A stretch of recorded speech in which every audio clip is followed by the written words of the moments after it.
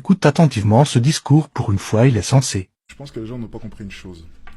Toutes les choses que tu vas posséder lorsque tu auras de l'argent, belle voiture, belle maison, peu importe, tu les apprécies parce que tu sais perdument que le voisin d'à côté ne les a pas. Si le bonheur était disponible comme cela, si le bonheur était facile à acquérir, la notion même de bonheur n'existerait pas. Tu dois souffrir.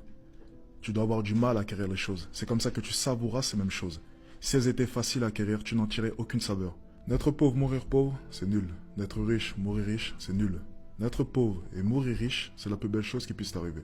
Tu sais, lorsque j'ai commencé à gagner de l'argent, je pensais sincèrement que j'allais apprécier chacun des moments dans une belle voiture et une belle villa. Mais la réalité des choses, c'est que ça te saoule vite. Lorsque tu acquiers les choses, au fur et à mesure du temps, tu commences à t'y habituer. Elles perdent leur saveur. Par contre, une des plus belles sensations que j'ai à l'heure actuelle, c'est repenser à tous les moments où j'étais pauvre. Il n'y a pas plus belle sensation que ça. Tous les moments où je dormais par terre, au sol. Tous les moments où j'ai galéré, où j'avais du mal à manger. Tous ces moments-là me procurent un énorme plaisir qu'une Ferrari ou une Lamborghini ne me procurera jamais. En fait, ce que les gens n'ont pas compris, c'est que l'argent, ce n'est pas tout. Lorsque tu commences à gagner de l'argent, tout le monde gagne de l'argent. Tu vas fréquenter des lieux où tout le monde a de l'argent. L'argent devient la norme. L'argent ne te sauvera pas. L'argent ne dissimulera jamais qui tu es réellement au fond de toi. L'argent, c'est un amplificateur. C'est la cerise à la fin. Tu vas être beau. Tu auras pris soin de ton corps. Potentiellement grand. Intelligent. Et j'en passe. L'argent, c'est la cerise sur le gâteau. C'est la finalité. C'est le moment où tu te dis waouh. Et en plus de ça, il a de l'argent. Mais l'argent ne sauvera jamais qui tu es réellement. Tous ces gars qui pensent qu'en ayant une RS6, en ayant 100 000 euros sur leur compte, ça changera tout, ils n'ont rien compris. Ça changera tout dans une petite chicha du 93, mais ça ne changera rien au Plaza Athénée. C'est juste une question de perception. J'en parlais tout à l'heure, le mindset, c'est la chose la plus importante que tu dois avoir. Tu dois percevoir les choses de la bonne manière. Tu sais, tout dépend de ce que tu peux accepter dans ta vie. Tu acceptes quoi? Tu acceptes 2 000 euros par mois? Tu acceptes 3 000 euros par mois? Certaines personnes ne peuvent pas. Lorsque je gagnais pas mal ma vie, on peut le dire quand même avec le basketball. J'étais pas non plus riche non plus, mais je gagnais bien ma vie avec un appartement de fonction. J'ai pas accepté cela. J'aurais pu très bien me dire, tout va bien. J'ai une vie qui est bien plus confortable que 70% des Français. Je peux rester comme cela.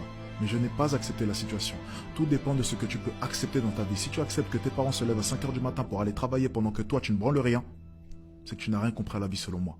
Tu ne dois pas accepter ce genre de choses, comme tu ne devrais pas accepter qu'une personne te manque de respect. C'est exactement la même chose. C'est un manque de respect que l'État te paye 2 000 euros pendant qu'il imprime des millions et des millions chaque jour. Ça, c'est une réalité.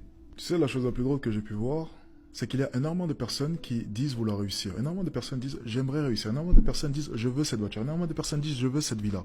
Mais en fait, ces personnes désirent la réussite comme j'aimerais jouer de la guitare. Tu vois, lorsque je vais au restaurant et je vois ce mec qui joue à la guitare en impressionnant les nanas, je me dis c'est cool, j'adorerais jouer de la guitare.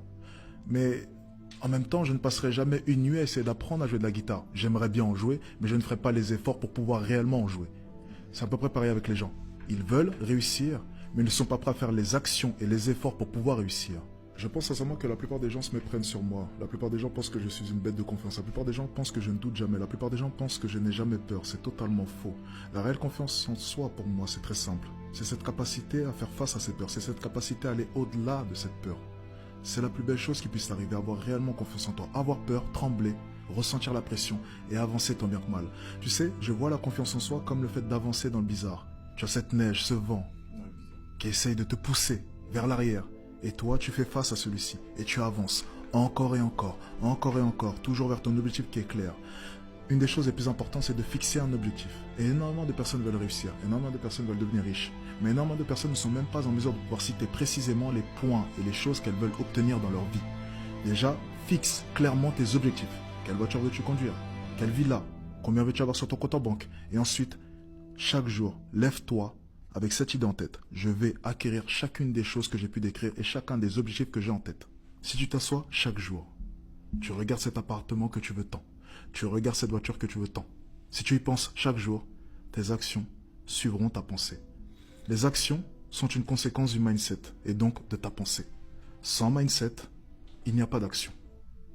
Pensez avant tout à fortifier cela, parce que c'est la base de tout. Sans cela, votre château de cartes s'écroulera.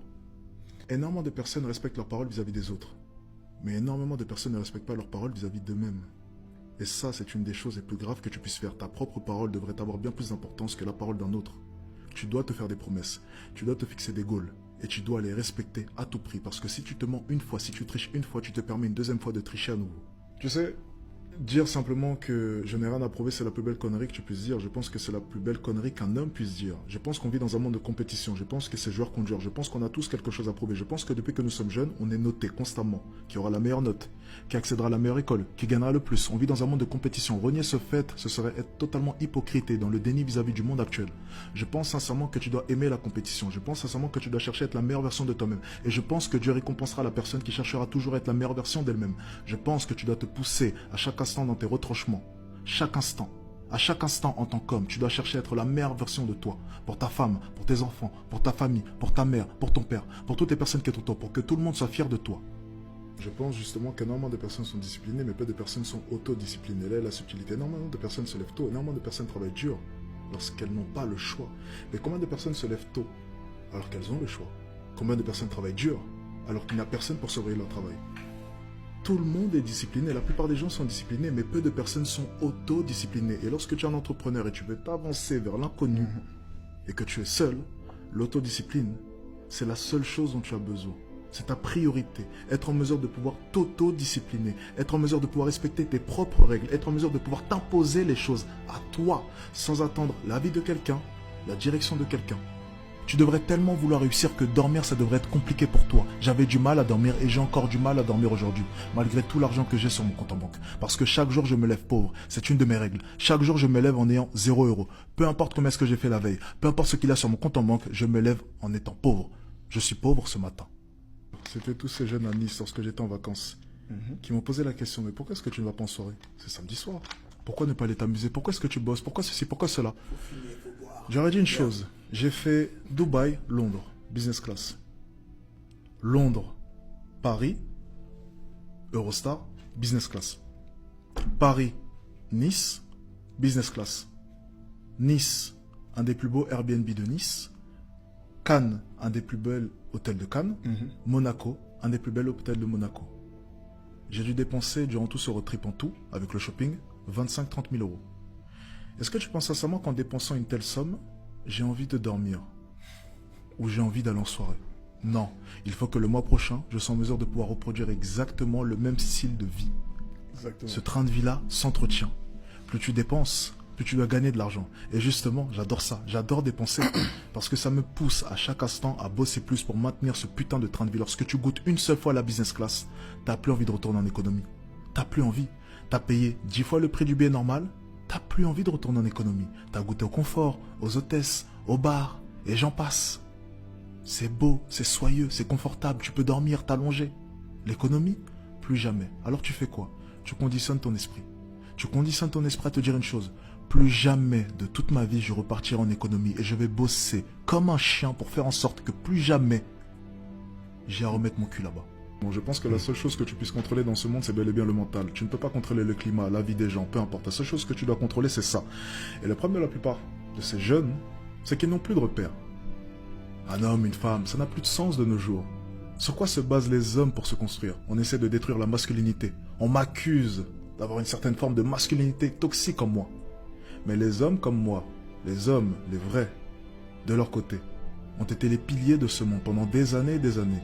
Et si on essaie de détruire ce même pilier, où iront les hommes? Tu as compris que l'école n'était pas faite pour faire de l'argent et tu veux réellement faire de l'argent? J'ai ouvert mon école pour les entrepreneurs comme toi qui veulent réussir. Suis les instructions juste en bio. On va te rendre riche avec School Addict.